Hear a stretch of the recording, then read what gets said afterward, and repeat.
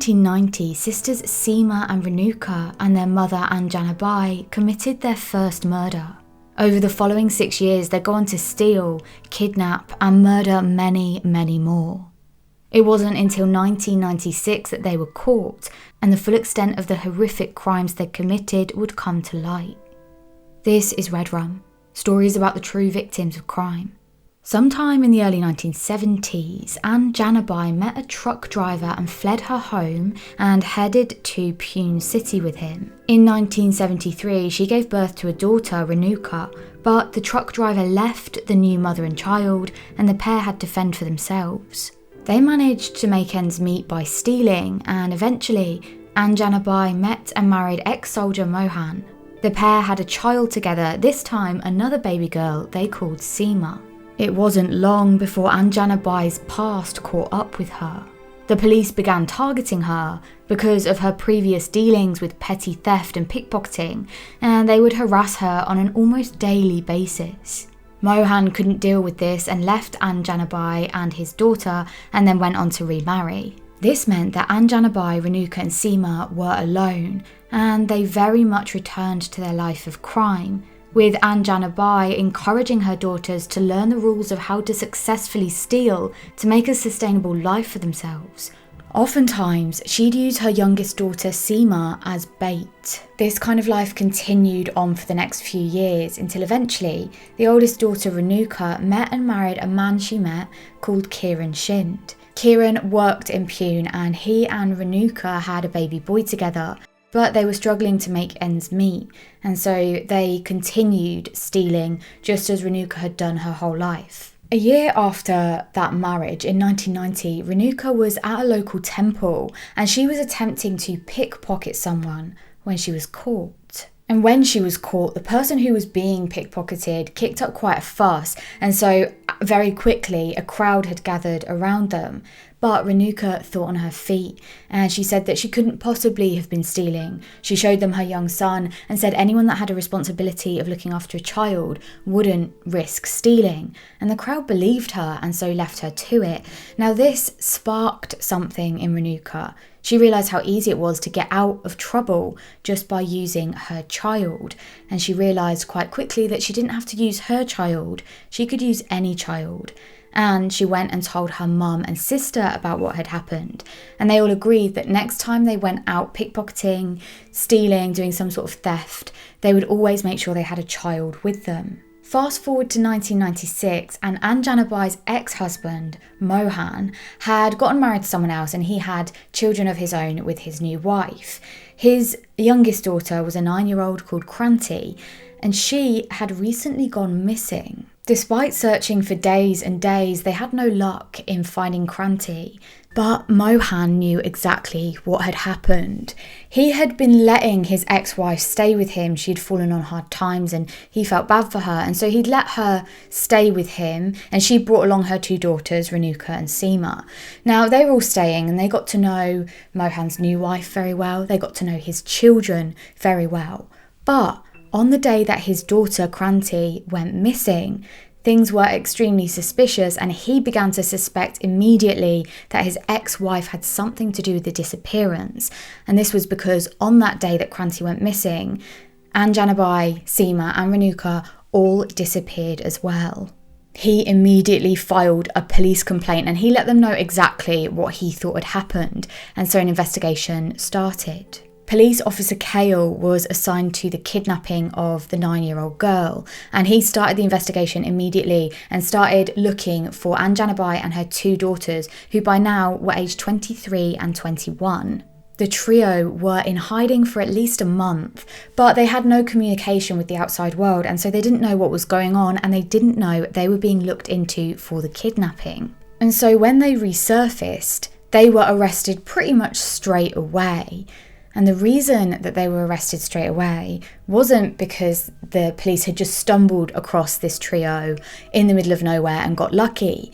It was because they were in the middle of another kidnapping. This time, it was Mohan's other daughter. Now, Mohan's new wife had seen this happening, seen this potential kidnap happening, and she had called the police straight away and gotten them arrested. With Anjana Bai and her 2 daughters in custody, the police sent out a search team to the house, and what they found was quite telling. They found a number of items of children's clothing, and there were photographs around the house of birthday parties and other events where there were children in those photos who they couldn't identify. They didn't know where they'd come from, and many of them, they didn't know where they were at now. Anjana Bai was completely uncooperative with the authorities, and the police officer said that, quote, she would just sit there and look, never once did that woman crack. And the eldest daughter, Renuka, also wouldn't tell the police anything that had happened. In fact, she just sat and was completely silent. But the youngest daughter, Seema, did tell the police exactly what had happened. She admitted that her and her sister and her mum had kidnapped the youngest daughter, and she was just 9 years old. They said it was very easy to convince her to come with them.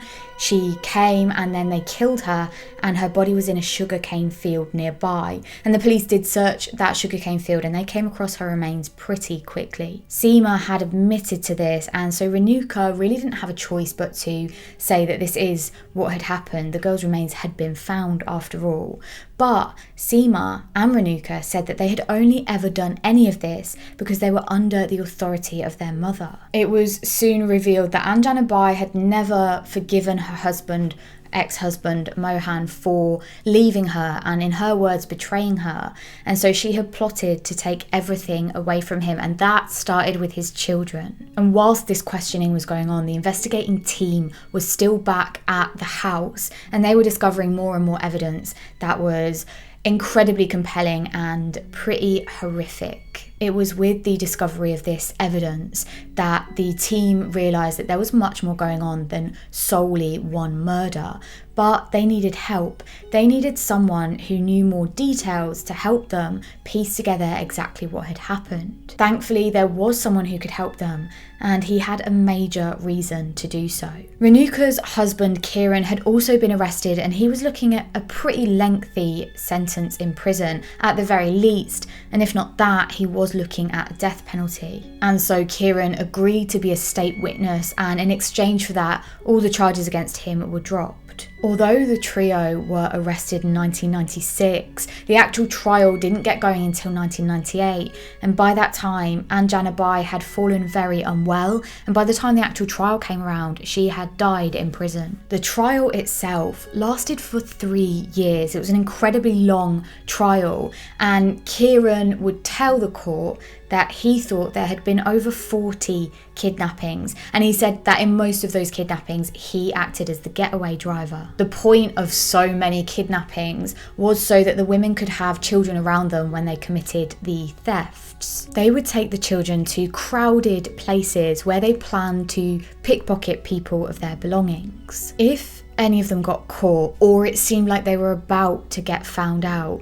they would use the children to either create a distraction or to evoke some sympathy. The first kidnapping was that of a child called Santosh, who Anjana Bai used as a distraction in one of her pickpocketing adventures. Her youngest daughter Seema was in the middle of pickpocketing someone's handbag when the person who was being pickpocketed had turned around and caught Seema in the act. Now, Anjana Bai could see this all happening, and she knew she had to act quickly, so she made the decision to take the young child, Santosh, and throw them onto the floor with such force that everyone turned around and looked in that direction. Now, this gave chance for Seema to run away and escape that situation, and of course Anjana Bai wasn't bothered about the fact that she'd severely hurt this child. After that, Santosh had a pretty bad head injury and nothing was stopping the child from crying, and so Anjana Bai decided she didn't want to deal with that, and so she killed him, and she abandoned his body near an old rickshaw heap. This would become the focus for most of the subsequent murders. Whenever a child was either continually crying and wouldn't stop, or just wasn't useful anymore, they would be killed. The records showed that missing children's reports were filed around these times that the trio were in these specific areas, but they were often not followed up, and it's reported that this was because those kidnapping reports came from poor families, usually from beggar families, and so they just weren't taken seriously. At trial, Kieran went on to say that after they had finished using the children, they would do one of two things. They would either abandon them at the side of the street and just let them go, or they would murder them and then bury their bodies somewhere, or sometimes just discard those on the side of the road too. One time, Renuka convinced a beggar to let her take her child while she went to buy some milk. Before the beggar had returned, Renuka had fled with the child in her arms. Once the child was no longer useful, Renuka abandoned her at a temple. One of the prime witnesses for the trial was the sisters' neighbour, and this neighbour said that she had witnessed the violence that the sisters had done on Kranti, the 9-year-old girl who they had eventually killed. And she went on to say that her daughter had actually played with Renuka on many different occasions. She said, quote, "God was kind enough to ensure that my daughter remained unharmed. We never knew about their credentials until the news appeared in the papers. Today, we don't know whom to trust." At the trial, Kieran went on to give specific testimony about how after one murder, the two sisters had gone to the movie theatre. He said they bought snacks, sat down and placed a bag between their seats by their feet, and inside that bag were human remains. After the movie finished, the sisters took the bag to the toilets and just left it there. It was reported in the New Indian Express that the trio was suspected in, and there was information about 44 children that had been murdered, but they couldn't find enough evidence to convict them of all of those murders. The evidence they did have, though, led to both sisters being convicted of 13 counts of kidnapping and 5 counts of murder. They were both sentenced to death, being the first women in 60 years to be sentenced to death in India. The defence had presented that the murders were committed by Anjanabai on her own and that the sisters hadn't had anything to do with it, but of course they weren't believed. Quote, "The case against the sisters is mostly based on the statement of approver Kieran Shind. When he was arrested, he gave a confessional statement before a magistrate, naming Anjanabai as having carried out the kidnappings and killings, with the sisters having little role to play. As Anjanabai died, even before the trial began, the police made him change his statement before the court. In the new statement, he blamed his wife and sister-in-law. Their death sentence was confirmed by Bombay High Court in 2004. The sisters were separated and sent to separate prisons, and Renuka was reported to have been very upset and very concerned with what future her children would have, which seems a bit ironic given the crimes that she's been convicted of. After a few years of good behaviour and many official requests, the sisters were actually reunited and sent to live in the same prison together in Yerwada. But Renuka and Seema didn't keep up their good behaviour. It's reported that they were aggravating to their wardens and to other inmates as well. In 2012, Nikita Duval reported that since 1955, there have been 13 women on death row, although no one has ever actually been executed. In one petition that the sisters made for their death sentences to be commuted to life in prison, the sisters said, quote, "The extraordinary and unjustified delay in execution of our death sentence has caused immense mental torture, emotional and physical agony to us." They added that they were only young at the time of their conviction, 25 and 27 years old, and they said that the abandonment by their dad at such a young age should go in their defence. But the Supreme Court judgment said that there were no mitigating factors in favour of the sisters, except, and I quote, "for the fact that they are women."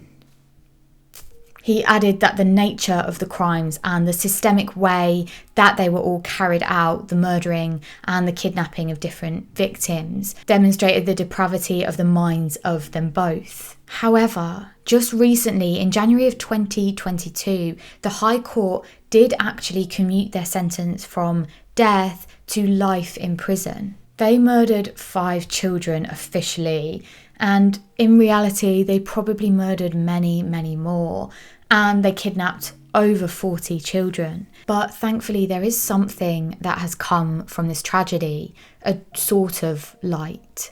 Renuka had 4 children, and the oldest of those children was just 8 years old when his mum was arrested. He was put in a nearby juvenile home, but when he turned 18, he rented his own room, he was working 3 different jobs, and he managed to get custody of his 3 younger brothers. He only managed to get that custody because of the type of person he is and the fact that he worked incredibly hard, earning enough money to be able to financially support them. He had to give up an educational course in his second year of college because he said he had to earn enough money to be able to properly support his brothers. But now he does have a steady job, as do 2 of his 3 brothers. The 3 youngest brothers visit their mum and auntie often, and the eldest brother, who acts as their guardian even to this day, said that he will protect them at all costs. Thank you for watching this episode of Red Rum. I really appreciate you being here. Don't forget that we've got all the social media channels. I'll link our Instagram and Facebook and Twitter in the description box down below, along with all the sources for this episode as usual. Bye.